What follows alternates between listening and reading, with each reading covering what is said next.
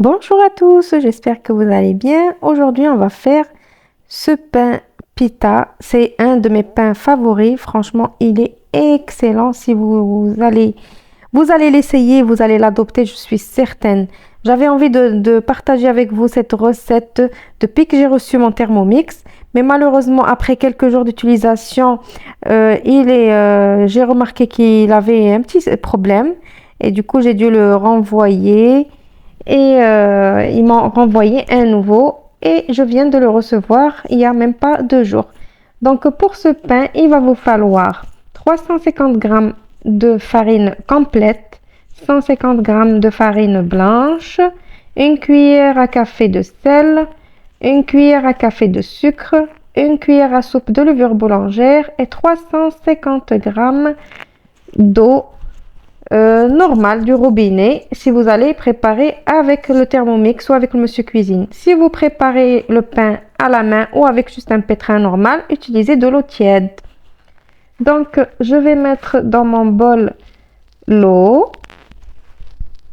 Après, je vais rajouter le sucre et la levure. Et je vais aller programmer 2 minutes, température 40, vitesse 2. Sinon, si vous faites à la main, vous suivez les mêmes étapes. Vous utilisez l'eau tiède, vous rajoutez la levure, le sucre et après vous continuez jusqu'à ce que vous pétrissez la pâte. Donc là, je rajoute les autres ingrédients, farine complète, farine blanche et le sel. Et je vais aller programmer encore sur mon robot le mode pétrin. 5 minutes. Sinon, si vous avez le Monsieur Cuisine, vous faites le mode malaxé, si je me rappelle bien, le mode malaxé, 1 minute 30 à 2 minutes 30 maximum. Donc voilà la pâte comment elle est après les 5 minutes. Elle est un petit peu collante, mais c'est pas grave, il faut la laisser comme ça. Ne rajoutez pas de farine ni quoi que ce soit, hein. Il faut la laisser vraiment comme ça. Je vais la laisser se reposer une petite demi-heure dans le bol, je ne vais pas la toucher. Après la demi-heure, je vais la sortir de mon bol. J'ai mis juste un tout petit peu de farine pour aider mes mains à ne pas coller sur la pâte. Je ne vais pas utiliser beaucoup de farine parce que cette pâte, elle a besoin d'être comme ça là pour avoir vraiment le moelleux. Alors franchement, ce pain, il est moelleux à souhait. Il reste vraiment moelleux. Je le mets au réfrigérateur dans des sacs congélation. Il reste vraiment 3, 4, 5 jours dans le frigo. Vous le sortez, vous le laissez juste un petit peu à température ambiante ou le mettre au micro-ondes à décongélation, par exemple.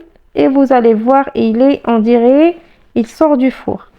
Donc, j'ai pris ma pâte, je l'ai partagée en 8. Donc, cette quantité, toujours, elle me fait 8 petits pains.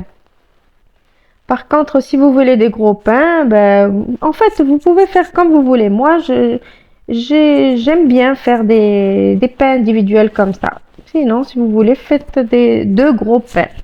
Donc là, j'ai fait des boules. Après, j'ai aplati mes boules, mais vraiment bien, bien, bien plat. Vraiment plat pour ne pas avoir beaucoup de mie à l'intérieur. Moi, ce pain, je l'aime sans mie à l'intérieur. Donc, il est vide de l'intérieur. Mais c'est pour ça que ça s'appelle le pain pita. Le pain pita, normalement, il n'a pas de mie à l'intérieur. Donc voilà, j'aplatis mais vraiment bien. Et je couvre et je laisse pousser. Moi, c'est 45 minutes aujourd'hui. Je l'ai bien couvert et je l'ai laissé pousser 45 minutes. Après, je vais faire juste comme ça. C'est juste pour le visuel. Pour faire joli. Si vous n'avez pas envie de faire ce que je suis en train de faire comme ça, c'est pas la peine. Si vous êtes pressé ou quoi, ne le faites pas. Laissez les pains ronds comme ils sont. Et avant de les mettre au four, mettez juste un petit coup de fourchette au milieu ou peut-être même pas. C'est à vous de voir. Il n'a même pas besoin d'être piqué ou quoi que ce soit. Il est excellent. Je l'ai déjà testé de plusieurs manières et à chaque fois, le résultat, il est garanti. Donc, après, j'ai fini. Je vais mettre avec un petit pinceau juste de l'eau par-dessus, comme ça, là, pour badigeonner dessus avec de l'eau. Sinon, si vous voulez que ça soit vraiment un pain de fête ou quoi, vous pouvez prendre un jaune d'œuf et mettre du jaune d'œuf par-dessus et mettre des graines de sésame. Moi, ici, j'ai mis des graines de pavot, mais c'est juste de l'eau. J'ai pas mis l'œuf, j'ai pas envie de mettre de l'œuf. Et voilà, j'ai mis des graines de pavot. Regardez-moi la pâte comme elle est réussie. Elle fait des bulles toute seule. Donc voilà, je vous disais, si vous êtes pressé, vous n'avez pas envie de faire les décors comme ça, ben, vous n'êtes pas obligé. Donc voilà, j'ai fini tous mes pains. Entre-temps, je suis en train de faire chauffer mon four à 220 degrés. En fait, le plus chaud dans votre four. Moi, celui-là, il fait 220 degrés, c'est son maximum. Au plus chaud de votre four et ne mettez pas de chaleur tournante, juste la chaleur normale. 220 degrés pendant 12 à 13 minutes. Je le tourne même pas ni rien du tout. Il cuit comme ça au milieu du four. 12 minutes et il est excellent. Voilà, regardez le résultat comment il est. Il est moelleux, il reste moelleux. Pas besoin de le couvrir avec un torchon après sa sortie du four comme on a l'habitude de faire avec les autres pains. Celui-là, même pas la peine. Vous le posez sur une grille pour qu'il refroidisse et puis c'est tout. Voilà, donc voilà, je coupe le pain. Il est vraiment top ce pain depuis que je l'ai découvert. Parce qu'en fait, cette recette, je l'ai trouvée sur Cookie Dough, la plateforme spéciale Thermomix. Et depuis que je l'ai utilisé, ben, je fais que ce pain-là. Il est rapide et il est très bien. Regardez, vous pouvez utiliser, faire des sandwichs à l'intérieur. Faire des sandwichs à l'intérieur, qu'est-ce que je raconte? L'utiliser pour faire des sandwichs. Faire des sandwichs à l'intérieur, plutôt de le fourrer de quelque chose, de sucré, salé, comme vous voulez. Il est excellent. Essayez-le, testez-le et jugez de vous-même. Franchement, vous n'allez pas être déçus. Et si vous êtes arrivé jusqu'à ici et que vous n'avez pas mis un petit like, mettez-le s'il vous plaît. Ça ne vous coûte rien du tout. C'est gratuit et ça aide ma chaîne à se développer encore plus et plus.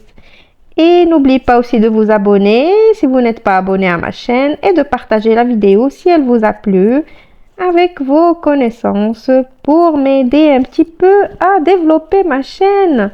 Allez, ça fait 3 ans que je suis sur YouTube et j'ai même pas encore les 50 000 abonnés. Allez, aidez-moi s'il vous plaît. Et voilà, donc ma vidéo arrive à sa fin. Je vous dis au revoir et à bientôt.